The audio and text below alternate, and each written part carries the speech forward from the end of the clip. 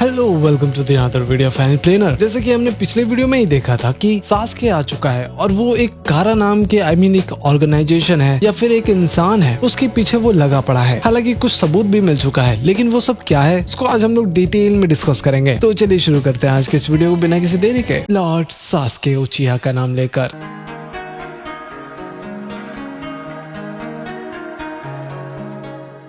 तो भाई एक चोगा पहना हुआ आदमी एक फ्रूट खा रहा होता है और ऊपर से किसी जगह को देख रहा था। फिर वो सीधा नीचे स्टोन पिलर से कूद जाता है। भाई ये आदमी नॉर्मल तो नहीं लग रहा। फिर अगले सीन पर हम बोरुतो को देखते हैं, वो अकेला शूरिकन प्रैक्टिस कर रहा होता है और सच में कहूँ तो उसका काफी ज्यादा इम्प्रूव हो गया था ये गेम। हालांकि सास्के भी इम्प्रेस हो जाता है। बोरुतो बात करता है कि सोजोजी वाले इन्फो के बारे में। उसको पता चला कि सोजोजी के वजह से एक सीक्रेट ऑर्गेनाइजेशन का भी पता चला है और वो शायद रियल भी हो सकता है। और ऑब्वियसली बोरुतो का दिमाग सीधा चला जाता है अपने हाथ के सील पे। उसको टेंशन है कि ये सील कहीं उससे कनेक्टेड ना हो। बोरुतो बोलता है कि वो खुद इसके बारे में जाकर पता कर लेगा, लेकिन सास्के सीधा रियलिटी चेक देता है कि दुश्मन को बिना समझे उसके पीछे भागना सीधा मौत के पास जाना होता है। सास्के बोलता है कि पहले स्ट्रांग बनो, असाइंड मिशन पर फोकस करो। फिर थोड़ा इमोशनल मोमेंट आ जाता है। वो बोलता है कि वैसे मैं भी बोलने लायक नहीं हूँ क्योंकि मैं खुद छोटी एज में विलेज छोड़कर चला गया था। और फिर बोरुतो सास्के को एक ग्लव देता है ताकि वो अपने सील को छुपा सके, क्योंकि वो मार्क लोगों का ध्यान भी खींच सकता है ना। इसलिए अब टीम 7 को नया मिशन मिलता है लैंड ऑफ वैली में। एक मिसिंग पर्सन का केस था और इस मिशन में उसके साथ ज्वाइन करता है मुगिनो। मुगिनो का एंट्री थोड़ा सीरियस टाइप होता है। वो गेनिन ज्यादा बात नहीं करता, कुछ ज्यादा ही स्ट्रिक्ट लग रहा था। बाद में पता चलता है कि वो काफी सालों से छोटे देशों के कॉन्फ्लिक्ट्स को सॉल्व कर रहा था, इसलिए इस बंदे के पास हैवी एक्सपीरियंस भी है। फिर टीम लैंड ऑफ वैली पहुंच जाते हैं। वहाँ उन्हें मिलती है मिया, ज्यादा दिमाग मत लगाओ, वो वाला नहीं। और मिसिंग पर्सन का नाम था अनातो। एक्चुअली वही उसका हस्बैंड था। अनातो एक मेडिकल सप्लाई कंपनी में रिसर्चर था। 1 महीने काम पर गया, लेकिन 3 हफ्तों से उसका कोई खबर ही नहीं है। लेकिन कंपनी कुछ बताने को रेडी ही नहीं होते। वो कुछ ना कुछ तो बहाना दे देते हैं। फिर टीम सीधा कंपनी के पास चले जाती है। रिसेप्शनिस्ट था ना, वो सीधा बोलती है कि उन्होंने सर्च पार्टी भेज दिया है। लेकिन मिया इमोशनल हो जाती है। सीन थोड़ा सा ज्यादा क्रेजी हो गया था। इसी बीच मिस की शांति से अपना काम करता है। वो अपने स्नेक को भेज देता है इन्फॉर्मेशन कलेक्ट करने के लिए और उसे पता चलता है कंपनी की सर्च पार्टी कहाँ भेजी गई है। और ट्विस्ट यहीं पर आता है, वो जगह वही है जहाँ अनातो खुद मिया को बता के गया था। यहाँ तो कुछ तो गड़बड़ चल रहा है भाई, और कोई उन्हें दूर से देख रहा होता है। फिर टीम अनातो की लास्ट लोकेशन की तरफ बढ़ती है। अचानक उन्हें दूसरे शिनोबी घेर लेते हैं। अब यहाँ पर थोड़ा सा धुलाई होगा। तभी एंट्री होता है विक्टर की। Victor won two. वो अपने लोगों को बोलता है कि आराम से।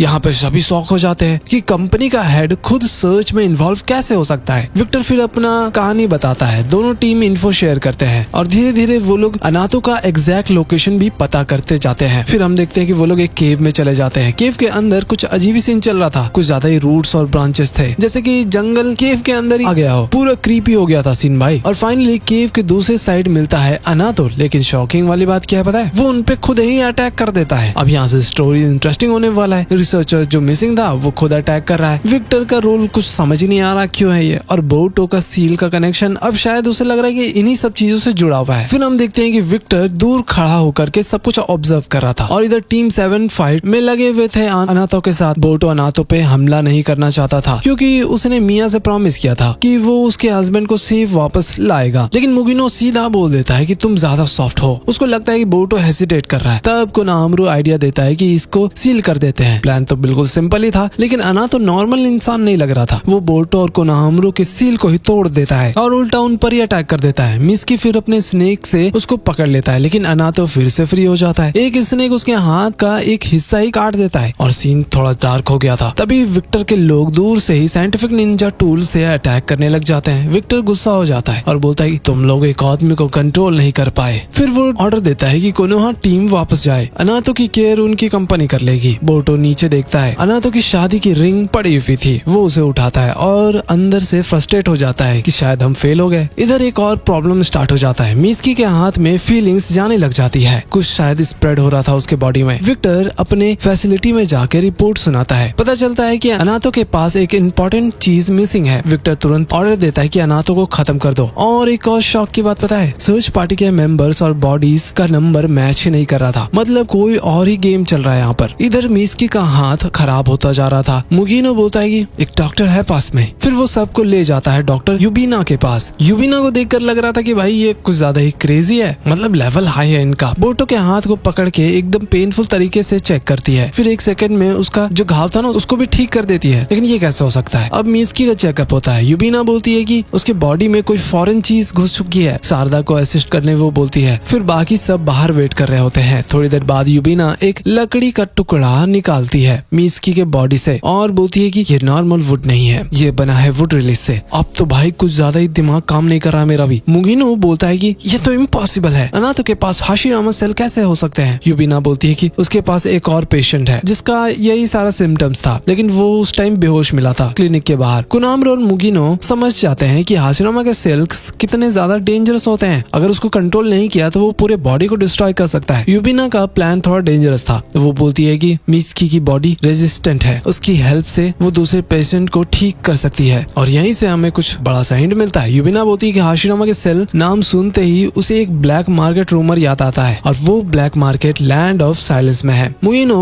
और कोनामरो टेंशन में आ जाते हैं क्योंकि लैंड ऑफ साइलेंस का नाम ही काफी है। वहाँ पर एक्चुअली इलीगल एक्सपेरिमेंट्स के लिए ही लोग जाते हैं, यानी अपने ओरोचिमारू भी मिल सकते हैं। खैर, तो भाई अब यहाँ से ना एक खोया हुआ इंसान से सीधा हाशिरामा के सेल के पीछे हम लोग पड़ चुके हैं और ऊपर से ब्लैक मार्केट का भी सीन अलग चालू हो गया। और ये विक्टर आखिर है कौन? हम लोग कल जानेंगे कि लैंड ऑफ साइलेंस में क्या होता है, आखिर लोग इतना डरते क्यों है। तो एनीवेज बहुत ही क्रेजी चल रहा है सीन, लेकिन आगे जानने के लिए तुम लोग वीडियो को लाइक और चैनल को सब्सक्राइब जरूर कर दो, क्योंकि बहुत सारे लोग लाइक तक भी नहीं करते वीडियो को। हाइप की तो दूर की बात है। एनीवेज तुम लोग मेरे शॉर्ट्स को भी चेक कर सकते हो। Till then keep watching and play now.